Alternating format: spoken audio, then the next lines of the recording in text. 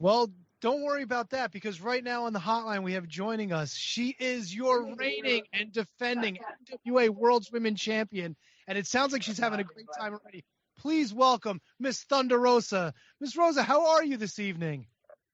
Man, I don't even know where to start, man. I've been busy all freaking week. I haven't had no rest whatsoever. I guess. I mean, busy's not bad. Busy is good. It could be worse. You could be sitting on the couch eating potato chips watching Netflix. And no time for that, man. I mean, I've been, working super hard the whole entire quarantine, and I continue to work hard. And, hey, can you take Drago out of the room, please? Sorry, Drago is always he makes a Drago entrance, and he's barking at everything because, he's a brat, my dog. So Bravo's a dog. Are you a dog lady, or do you have any cats? I don't have cats. When I was little, I used to have 17 cats. All right, so 17's a lot. These guys bust my balls because I have 3. No, because, my little sister, she had a thing for cats. So my sister before me, she was given a cat. It was a female cat. And then she started having kittens. And then, we live in Mexico, so I didn't have money to, give her to fix the cat. So the cat just had generations of cats. And then at one point we had 17 cats, but they all disappeared mysteriously. And then you ended up having 5. Well, that's the neighbors killed them, they some messed up stuff in Mexico. So that's my sister really suffered a lot. I'm going to tell you right now, those cats, chupacabra. Probably soon enough. Yo, why do you always bark when I have an interview, Drago? Bravo. Now look, Mrs. Thunder Rosa. There's another show that we do, and there's another dog on that show. So maybe Bravo can fight Buster, because Buster, he's out of control. Yeah, well, it's Drago.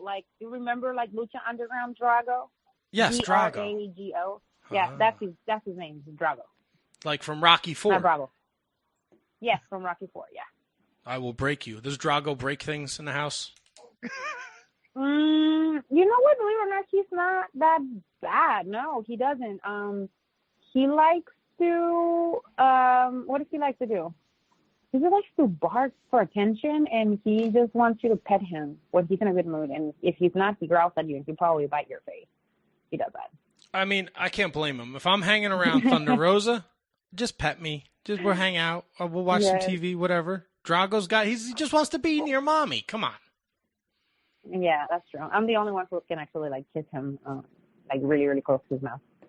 Or my son. No, don't. My son's right now, but I don't think he's ready. All right, so you said that you've been super busy during quarantine. What is keeping you busy? Is it hitting the gym? Is it training? Is it MMA? Is it pro wrestling? What is really has been keeping you busy? Man. Everything. I started with the YouTube, and that was going really well, editing, and then they opened the gym, so I was doing a lot of training at home, and then I went back to MMA training, so I was doing jiu-jitsu training. All throughout this time, I got my blue belt, and I'm doing more striking classes and learning more stuff like that, and doing a lot of wrestling and just learning more technique, because that's very important so you become a good professional fighter. And then all of a sudden I was I'm just gonna start a customs, company. So I started running customs. We had our last shot. We shot on Saturday. So right now I'm working on editing stuff, sending files, and I'm learning how to use Adobe Pro and watching a bunch of tutorials, which I have no patience for it. And just wrestling stuff too. Here in Texas, like I said, a lot of things are still are open. So I'm working a lot, and doing my own thing, and my son is in school now. He started school, so just trying to figure things out with him with Zoom and everything, and then I'm training my dog, and that's another thing. It's just a bunch of stuff, spending time with family, everything at the same time. So yeah. All right. So you mentioned, that's a busy schedule right there. All right. So you mentioned MMA, you mentioned professional wrestling, and then you mentioned customs. What is the passion what is the passion? Where does the actual passion lie, or is it possible to be passionate about all three? I think I really like to train. I think that really motivated me to like stay focused. MMA really reignited my passion for wrestling because like it really like it's like being an MMA fighter is like the epitome of like a professional athlete, man. You gotta be ready all the time. You know, you can be like, I'm just gonna take a break. Like that will set you back so much. And like it is fortunate and unfortunate at the same time because of my schedule of wrestling, because wrestling is my job. I have to take some breaks in between because I have a lot of bookings or like I have TV, I have to travel, and I don't have the opportunity to train as hard as I am when I'm at home, you know? So I have to be like, you have to find a balance. And that's like now where I'm like, if I'm traveling a lot, I can't really train as much. And I have to be very careful because like some of the bookings are already paid bookings and I can get hurt while training because it has happened to me where I'm like doing wrestling class and I'm going really because I go hard. I don't just go and be like, let's just like a roll and like flow. No, I like to go hard because like how I train is how I want to fight. You know, the same with when I wrestle in the ring, how I train is that's how I want to perform. You know, so a couple months ago I hurt my knee doing my class. Like somebody sprawled on me, my knee went inside. So like my MCL, I had this issue for a long time. So it's a recurring injury. So I had to like chill for like 2 months, you know, but I never stopped wrestling, like professional wrestling, you know, because you can kind of work around it. So it's such a, like, it's art, you know, because like I love just training so much and seeing the transformation in my body. Now, we all know as wrestling fans the toll wrestling alone takes on the body. You're bumping on extremely hard mats and the concrete and the boards and everything. You mix in the MMA training. I mean, how taxing is that on your body, and how do you recover so you can work all these shows and defend your NWA Women's Championship? I have a really good chiropractor here in town, so they actually sponsor me, so I have two. Then when I can, I go with this masseuse too. Like he beats my butt and like helps me out. I used to go to cryotherapy before, but it just got too expensive. So I go with one of my physical therapists, and I used to do like ice baths and stuff, ice and cold. There's a lot. I mean, you invest a lot in that. Like if you really want to, you know, perform the way that I should perform, I have to spend money on that. But I think, again, I've been really blessed to like have some sort of like sponsorships in that way. But if not, I mean, I try to like sleep as much as I can. Like sleeping is key, and eating a balance, you know, eating balanced meals and healthy, you know, and trying not to drink as much. I don't know if you've seen my social media. I love craft beer, and Tabor sent me like boxes of craft beer for free, and they're just sitting in my fridge waiting for me to be drinked. I am so jealous. I am so jealous. I drink one or another. Yeah, they're so good. It was so hot yesterday. I was just like, let me drink my beer. So that's what I do, you know. I try to keep a balance, definitely. All right, so Matt touched on the fact that you are still the NWA women's champion, and I want to talk about your time there. I mean, it's not over by a long shot, but when they put a whole lot of steam behind you so quick, so fast, and it came across really well on TV, and not since like I was trying to draw comparisons, but I don't want to do a disservice to anybody, but people like Gail Kim, who like won championships on their first night, you know, even like a Paige won a championship on her first night in WWE. Mm-hmm. Well, that didn't happen for you. They really put the engine, for lack of a better term, behind you. What did that mean to you? And like in your first, you know, title defense, if I'm not mistaken, I mean, you beat Allison Kay for that championship. What was that like to have a company so confident in you that, and the crowd too, by the way, let's not forget about them. They were all about you. What did that mean to you, and how did that make you feel getting that legit, like, you know, engine right there for you? It was about damn time. I can't lie to you. I mean, shit. I can come on, man. Like, seriously. I have shown over and over and over for years and years and years that I'm one of the top athletes in the business. And somebody was following me and saw the potential that I have And they're like, you know what, we can work with you. Yes, you're a work in progress, you know, like some of your promise can get better, but they saw that I have talent and they saw that I have potential. The same thing happened to me when I went to like Lucha Underground and they saw me as Cobra Moon. They told me I had it, but it didn't translate the way they translated with Ana Rosa, you know, because people are now, you know, more acquainted with me. And when they told me that this was going to happen, for me, it was just like, it was about damn time. And it couldn't happen at a better time when I was training for my first MMA fight, which, of course, you know, I didn't get the results that I wanted, again, because I had a really big schedule wrestling. But I did my best, and I show like I'm fearless, and I wasn't afraid of like facing anybody and face like you're like literally like facing, you'll find your death almost, you know. So I think it was just time and just that right there made me work even harder to like, you know, difficult every time I defend the championship, because I mean, if I'm gonna lose it, it has to be somebody better than I am, definitely, you know. And I don't think right now you know, my opponents are better than I am. So on the one hand, in NWA, and you mentioned your Lucha Underground success, and of course your NWA success, you're on top of the world on one hand, and on the other hand, you didn't get the result that you wanted from your first foray into combat sports. And if I'm wrong about that, let me just please correct me. But what can you learn about each? What can you learn about the loss, and what can you learn about the success that you've had in wrestling?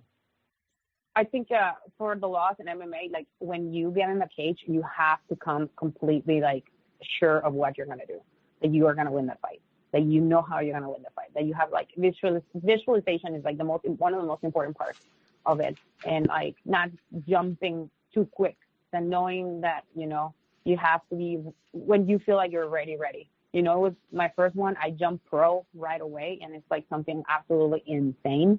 You know, I'm only done pro wrestling for 5 years, and it's completely different than MMA. I have so much respect for every single woman and men that, you know, step in the cage, because it's like one of the most difficult things. Like, it's not only physical but mental.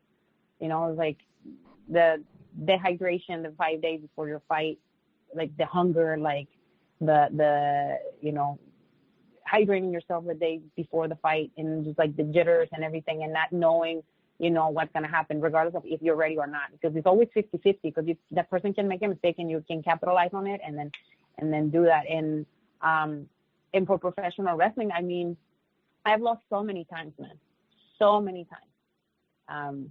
But you know, it comes to a point in where people start seeing that, you know, you have the talent and you deserve a chance, an opportunity, and that's what happened. I just took advantage of it, and I think I became more like fearless, and I think I became more like confident about myself as an athlete and as a woman. And, you know, if you would have asked me before, I would have never said that. Like, I would have never answered the way that I answered to you. But I will now, because I work my ass off, and I don't make excuses about, oh, there was a quarantine, you know, that's why I didn't work out. No, that's when you like do it even harder, you know. And that's what, like, I've noticed a lot of like my colleagues in MMA, we're all training together, and like the ones that are on top, they never stop training ever, man. Not even if they're tired, not even if they had like 2 hours of sleep. And, you know, like that, when I think about it, like when I'm like feeling lazy or I don't want to work out, you know, I think about those people, and it's just like, and some of them, I don't know them. It's just like, you know, through social media, like, you know, send messages to each other before fights, and I would think things are happening to them and be like, I know she is not slacking, so I should not be slacking. And I just send a text message, hey, man, I almost didn't make it to the gym. It's like, good girl, oh my God, you did. Or like my friend that I just got signed the UFC, and, you know, just like seeing him, how hard he works, you know. So it's the same. That's why I work so hard in professional wrestling, because there's so many other girls behind me that are even hungrier than I am. But, you know, I am going to show them that it doesn't matter if I have a title or if they don't. I'm going to outwork them inside and outside of the ring, because that's how I am. And we're on the line with Thunder Rosa, the current NWA Women's Champion, at Thunder Rosa 22 on Twitter. ThunderRosa.net is her website. If you need some sick-ass Thunder Rosa merchandise, hit her up there. And then YouTube.com / Thunder Rosa is her YouTube page. And if you're not following her there, you're a fool.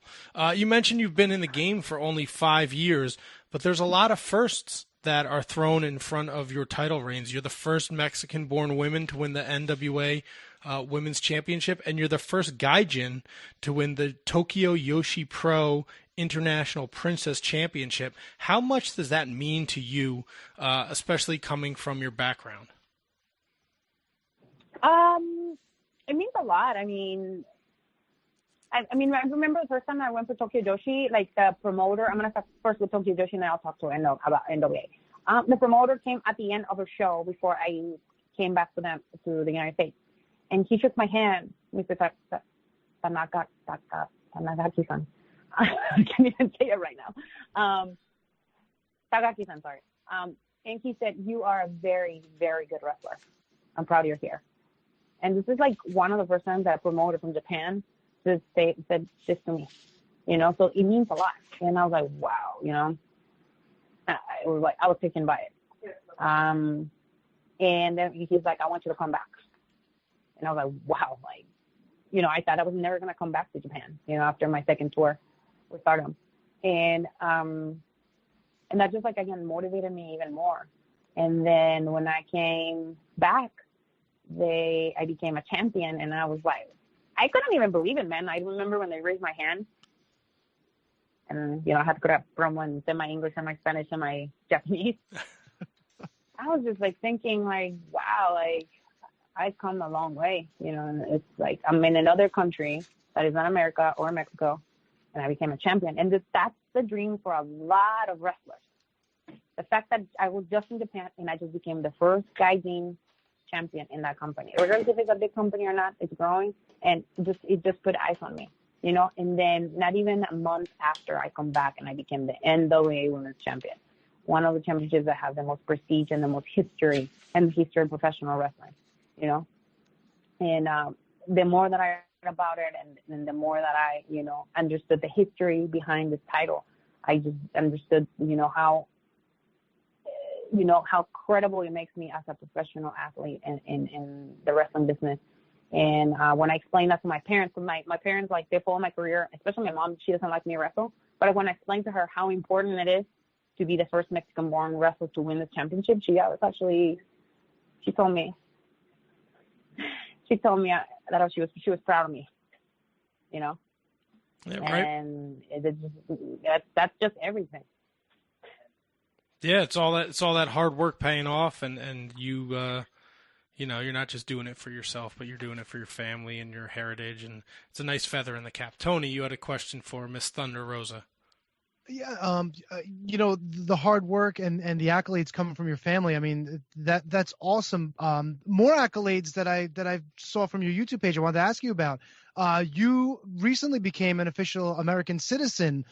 First of all, congratulations, and second of all, what goes into that? Like we were all born here, so we didn't have to go through the process. But from what I've heard, it's not exactly that easy. Like, what goes into that, and you know, being successful in completing that and becoming a citizen, like, what does that mean to you overall as well? Well, man, it took me like 20 years to complete the process. I started in like 1998 or 97 when my dad applied for a green card. And then we didn't get papers to like cross the border until like 2003, which we had a visa to work and study. So that's how I came here. We crossed legally and everything, thank God, because otherwise it would have been even harder to like achieve anything. And then I got my visa in 2005. So from 2005 until like 2019, I had a green card. But I remember when I first started wrestling, and Lucha Underground, I started making some decent money. I said, wrestling is going to pay for my citizenship. And I save up my $2,000, pay my lawyer, and be like, hey, I need to get my citizenship. And I did it that way. The wrestling paid for it. Like, all the hard work from wrestling, you know, it paid for it. So 2019, that's when I got the call to get the date to get my test. I got my test. The people there, they were really big-time wrestling fans, and they asked me to be a keynote speaker. You guys can watch the video on my YouTube. And Chris Wolf helped me write my speech because I'm terrible at writing speeches. And at the end, I quoted the Hulk Hogan song, and it was pretty dope. Oh, all right. Hold on. Time out. What you quoted, "I am a real American." Hell yeah, dude. That's all right. We might as well, man.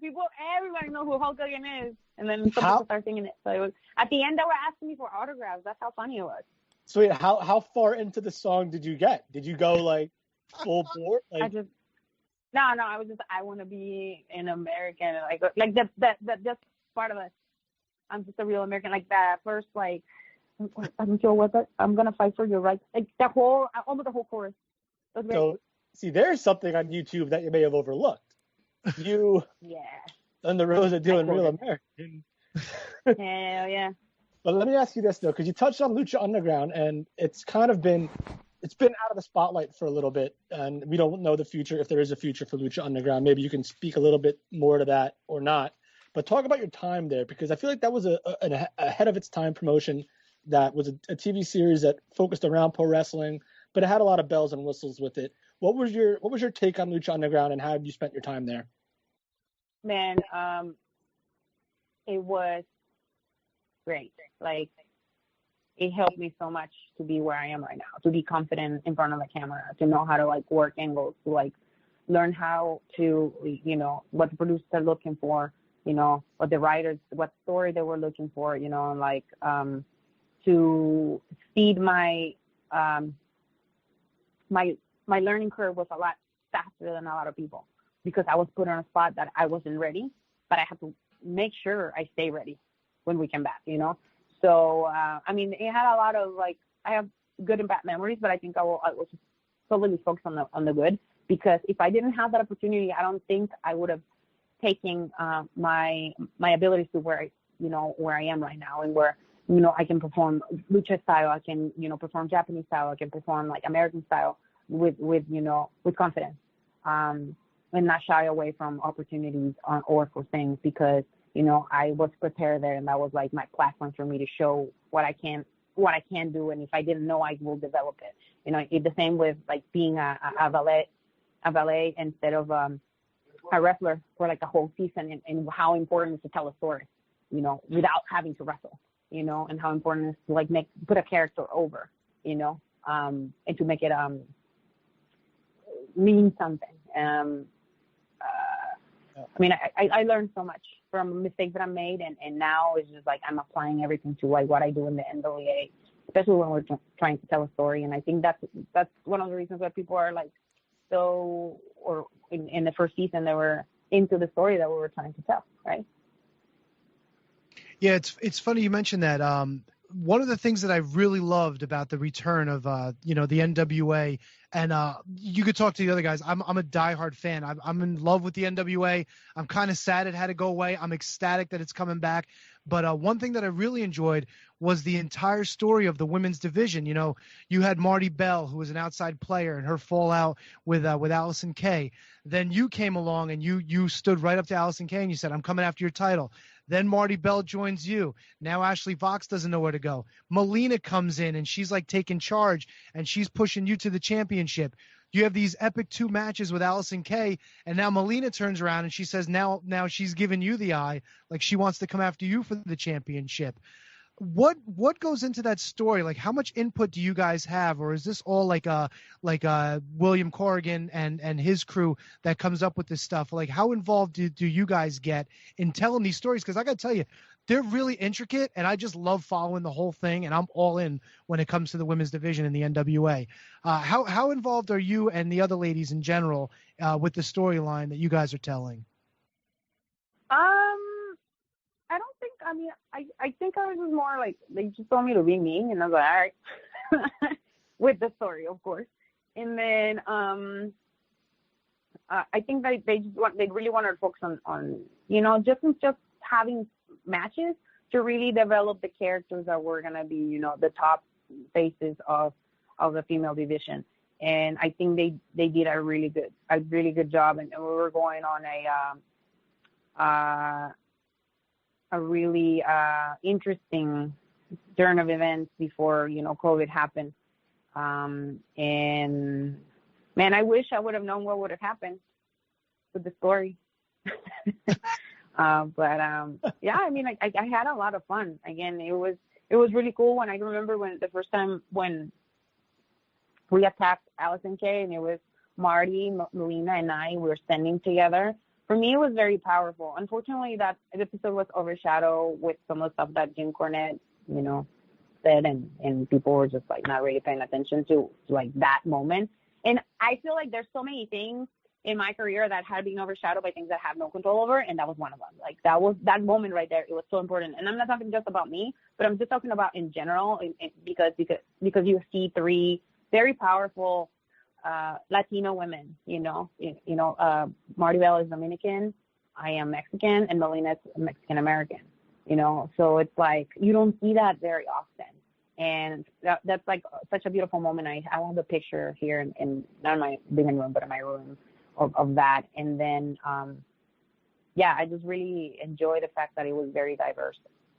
It was a great moment. And I do love how Thunder Rosa is portrayed when she's in the ring, when she's cutting an interview. You may not be the tallest woman out there, but you're the toughest, and you always portray that you're the toughest. But one thing that I do have to ask you about, there's this weird, like I don't know if it's brother-sister kind of chemistry that you and another favorite of mine, the Question Mark, have. I've seen the videos, and I've been following you guys on Twitter a bit.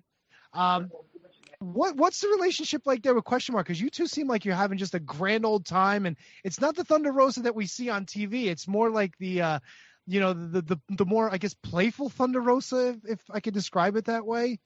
Describe your relationship a little bit with Question Mark and how different that is as opposed to, Thunder Rosa in the ring.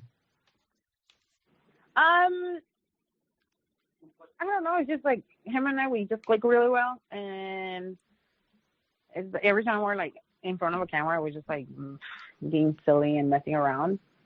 But that's like the other side of me, that I didn't show in the NWA. And I mean, some people were criticizing me for showing that in one of the what was it? I think it was like the like a mini documentary that I did before my fight, and I was showing like my real self. But I just don't. I mean, sometimes we have to keep kayfabe and let the fans wonder. But I mean, I've done so many videos and so many stories and stuff, and this is me. Like I have a really dark side, and I have a really nice side that a lot of people know about me. So when I'm with the Question Mark, that's what I show. Because he's so stupid. Speaking of keeping the fans wondering, there's a certain champion in AEW who has an open challenge, and we've seen Ricky Starks show up on Dynamite, and there's a lot of names that float around, but the one that I keep seeing that people are dying to see is Thunder Rosa show up in AEW. How much would that mean to you if you were given that opportunity to go up there on the grandest? I mean, it's one of the grandest stages of all in TNT, and try and add another title to your collection. Amen. And they know where I live. They know my number. They can find me on any social media. Sheeta knows. Everybody knows. Like, I mean, the fans are asking for it, but I don't know if the AEW women's division is ready for me, honestly. I mean, to be 100% honest with you. Or you actually, I'm going to ask you this question. Do you think they're ready for me? Honestly. In all honesty. Do I? No, I don't think they're ready for you at all. They got a lot of people on the shelf, and I'm going to be honest, their women's division is lacking, and they could use a superstar like Thunder Rosa. So I don't know if they're ready to have you come in there and knock everybody on their ass and take their title and bring it back to the graveyards of Tijuana, Mexico. Yeah, like, so I'm gonna, if that ever happened, man, it will be, just kind of like what you guys saw with Alex and Kay, magic. Well, then I'm ready. I'm ready for anybody, man. Anybody. Let me ask you this. Will they ever be ready for Thunder Rosa? Will there ever be a point in time where they will be like, okay, we're ready? Or is it just going to be whenever you walk in there, you're just knocking the doors down and just tearing everything apart? I don't know, man. I don't know.